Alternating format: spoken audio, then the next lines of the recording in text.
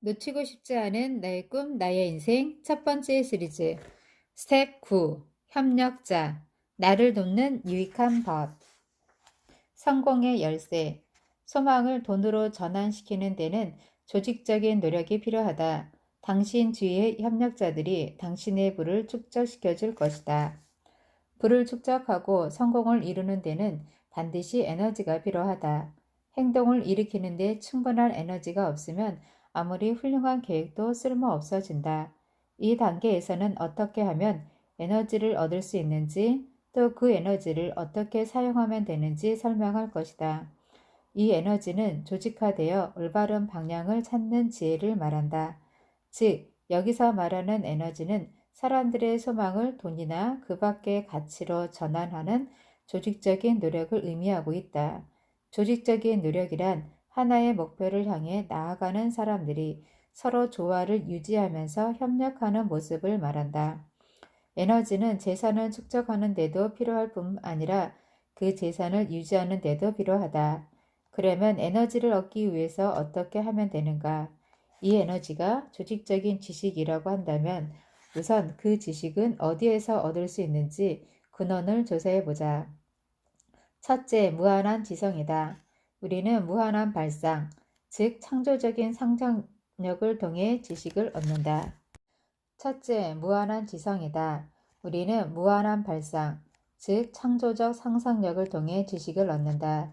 이 부분은 상상력 단계에서 충분히 설명했으므로 그 부분을 한 번 더 읽기 바란다. 둘째, 축적된 경험이다.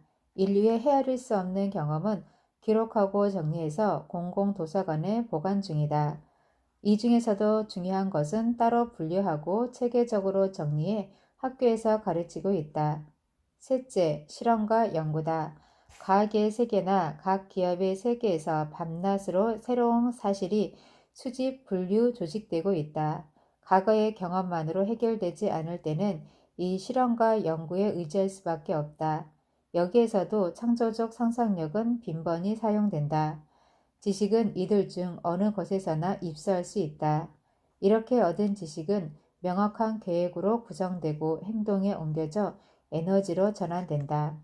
이상과 같은 지식의 3대 근원을 조사해 알 수 있는 사실은 단 한 사람만이 이 지식을 모아 행동하려고 한다면 수많은 고난이 따른다는 것이다.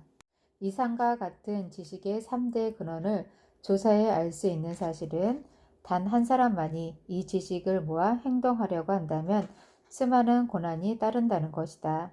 그러나 계획이 명확하여 알기 쉽고 대규모라면 굳이 모으려고 하지 않아도 저절로 사람들이 모여 협력해 줄 것이다. 타인의 두뇌를 활용하라. 명확한 목표를 달성하기 위해 모여든 사람들의 지식과 노력, 협조의 정신은 성공을 이루는 데 커다란 힘이 된다. 아무리 위대한 사람이라 할지라도 이 협력자의 원조가 없으면 실력을 최대한으로 발휘하지 못한다. 우리는 지금까지 소망을 전환해 돈이나 그 밖의 가치를 창출하는 계획을 세우는 방법 등에 대해 배웠다. 그런 것들을 인내력과 지성으로 실행하고 협력자를 올바르게 선택한다면 당신은 자신도 모르는 사이에 목표의 절반을 달성했다고 여겨도 좋은 위치에 설 것이다. 따라서 올바르게 선택한 협력자가 당신에게 주는 눈에 보이지 않는 강력한 에너지에 대해 좀 더 상세히 이해될 필요가 있다. 협력자는 두 가지 특징을 가지고 있다. 하나는 경제적인 특징이며 또 하나는 심리적인 특징이다. 경제적인 특징은 간단 명료하다. 항상 사람들의 조언을 구해 진심으로 원조하려는 친구가 있는 사람이 많은 이익을 얻을 수 있다. 당신에게 이러한 협력자가 있다면 막대한 부를 구축하기 위한 기초가 굳어졌다고 하겠다. 당신이 이 진리를 깊이 이해하면 틀림없이 경제적으로 완전한 성공을 얻을 것이다. 심리적인 특징은 여간해서 이해하기 어려울지도 모른다. 이 안에는 매우 중요한 진리가 감추어져 있다. 두 개의 마음이 하나가 될 때 눈에 보이지 않는 힘을 가진 제3의 마음이 태어난다는 것이다. 인간의 마음은 일종의 에너지이며 본질은 정신적인 것이다. 두 사람의 마음이 조화의 정신으로 합쳐지면 양자의 마음이 이어져 하나의 결정체가 되며 협력자의 심리적 장점이 발휘된다. 내가 협력자의 철학에서 경제적인 특징을 알아낸 것은 50년 전에 이미 앤드류 카네기에게 배웠기 때문이다. 이 철학가의 만남으로 내가 평생 할 일이 결정되었다. 카네기의 협력자들은 대략 50명의 인원으로 구성되어 있었다.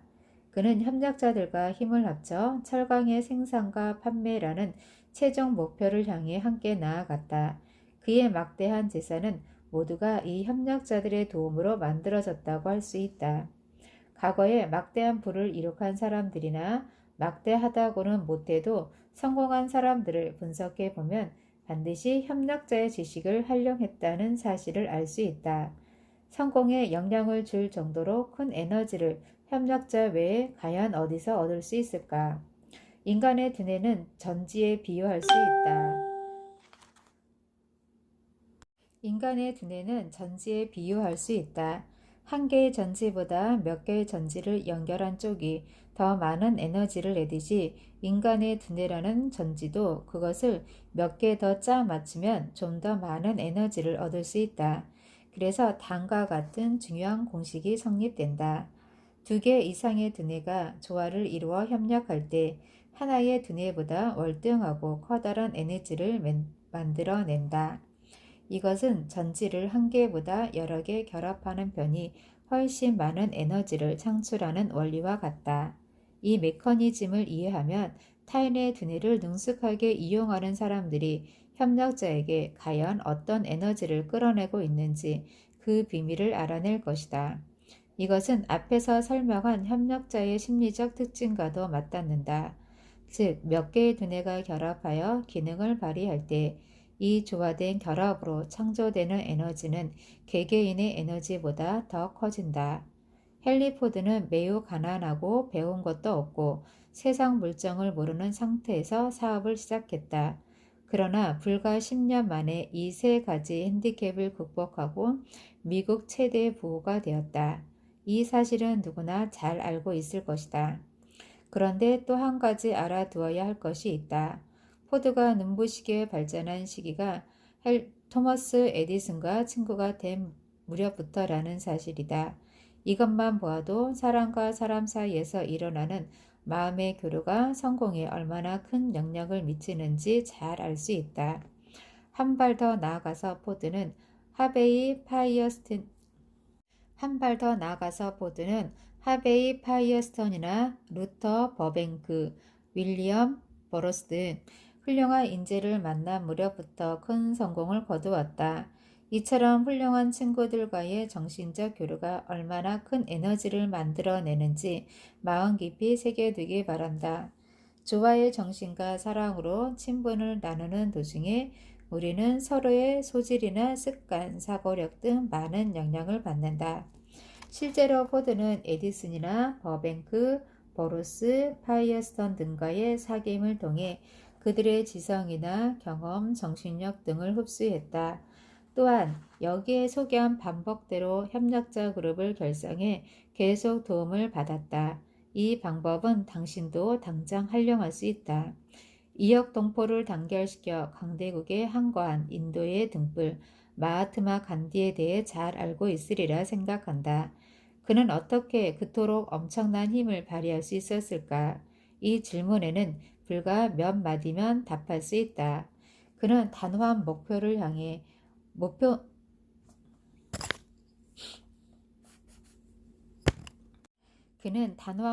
향해 사람들이 조화의 정신으로 단결하도록 지도했다. 그 결과 2억이 넘는 사람들의 몸과 마음을 하나로 모았다.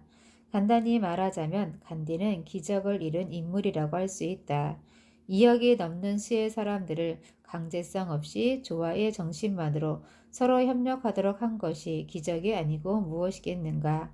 혹시 이 사실을 기적이라고 부르는데 의문이 드는 사람이 있다면 누구든 좋으니 두 사람 이상의 혹시 이 사실을 기적이라고 부르는데 의문이 드는 사람이 있다면 누구든 좋으니 두 사람 이상을 단 몇 분만이라도 조화의 정신으로 협력하도록 시도해보라.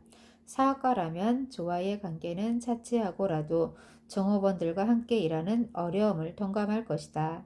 조화를 이룰 수 있는 에너지를 얻는 원천 중 가장 중요한 것은 바로 무한한 지성이다. 둘 이상의 사람이 조화의 정신으로 하나의 목표를 향해 서로 협력할 때 나오는 그 에너지가 무한한 지성인 셈이다. 천재나 위대한 지도자들이 의지한 것도 그들이 그것을 의식했든 안 했든 이 무한한 지성이었다. 이것은 우리가 오감을 통해 실감하는 지식에 비하면 신뢰성이 조금 떨어질지 모른다. 그렇다고 체험을 항상 신뢰할 수 있다는 것은 아니다. 아무튼 무한한 지성과 교신하는 방법은 다음 단계에서 설명할 것이다. 무한한 지성과 교신하는 일은 종교적인 것이 아니다. 무한한 지성과 교신하는 일은 종교적인 것이 아니다. 이 책에서 소개하는 철학은 직간접적으로 종교와는 관계가 없다. 이 책은 단지 독자의 소망을 어떻게 하면 돈이나 그 밖의 구체적인 가치로 전환할 수 있는가를 해명하는 일이 목적이다. 따라서 숙독하고 생각하고 명상하기 바란다. 그렇게 하면 머지않아 이 책 전체의 주제가 뚜렷한 모습으로 당신의 눈앞에 떠오를 것이다. 당신이 지금 눈으로 보는 것은 각 페이지의 일부에 지나지 않는다. 가난뱅이가 되는 데는 계획이 필요 없다. 돈은 붙잡기가 매우 어렵다. 그러므로 부는 좋아하는 여성을 필사적으로 쫓는 남자와 마찬가지로 정열을 가지고 힘차게 쟁취해야 한다. 부를 추구하는 데 필요한 에너지는 남성이 여성을 바라는 에너지와 매우 흡사하다. 이 에너지가 부를 목표로 효과적으로 발휘한다면 그 사람 안에는 반드시 신념과 인내력 그리고 계획성, 실천성 등이 형성된다. 실제로 큰 돈이 손에 들어올 때는 마치 홍수가 밀려오는 것 같다. 그것은 눈에 보이지 않는 위대한 에너지의 흐름에서 기인한 결과다. 이를테면 큰 강의 흐름과 같다. 그러나 이 에너지의 흐름은 보통 강과 달라서 한쪽은 아래로 흐르고 다른 한쪽은 위로 역류한다. 그 흐르는 쪽에 속한 사람들은 점점 부자가 되고 역류하는 쪽 흐름에 휘말려 들어간 사람들은 점점 더 가난하고 비참해진다. 막대한 부를 쌓아 올린 사람들은 모두 이 인생의 흐름을 가까이에서 봐왔을 것이다. 빈부의 갈림길은 그 사람의 사고 방식의 차이에 따른 것이다. 적극적으로 사물을 생각하는 사람은 부에 이르는 흐름을 타고 반대로 사물을 소극적으로 생각하는 사람은 가난해지는 흐름에 말려 들어간다. 이 사고 방식의 차이는 부를 이루려는 사람들에게는 매우 중요한 문제다. 당신이 가난한 쪽의 흐름을 타고 있다면 이 책은 당신이 다른 한쪽의 흐름으로 바꾸어 타는 열쇠가 될 것이다. 이 열쇠를 능숙하게 사용한다면 당신은 틀림없이 변화할 것이다. 이 책을 주의 깊게 숙독하기 바란다. 단순히 통독하는 것만으로는 이익을 얻기 어렵다. 가난과 부는 가끔 그 위치가 바뀌곤 한다. 부가 가난을 내쫓아 버릴 때 그 전환을 가져오는 것은 깊은 생각과 가난과 부는 가끔 그 위치가 바뀌곤 한다. 부가 가난을 내쫓아 버릴 때 그 전환을 가져오는 것은 깊은 생각과 철저한 계획이다. 가난해지는 데는 계획이 필요 없다. 물론 누구의 협력도 불필요하다. 가난은 대담하고 냉혹하기 때문이다. 반대로 부는 소심하고 겁쟁이라서 따뜻한 보호가 필요하다. 협력자가 주는 힘. 앤드류 카네기가 발견한 위대한 성공 철학 중에서 협력자는 당신이 지금 당장 활용할 수 있는 것이다. 협력자가 만들어주는 에너지는 조직화되고 방향을 정한 지식은 당신의 생애에서 커다란 이정표가 될 것이다. 인간의 마음은 에너지의 보고다. 2개 이상의 마음이 조화의 정신으로 서로 협력할 때 이 협력자는 제3의 마음이 된다. 그 마음에서 눈에 보이지 않는 위대한 에너지가 방출된다. 다음 시간에는 스텝 10, 성, 창조적 에너지의 원천으로 이어집니다.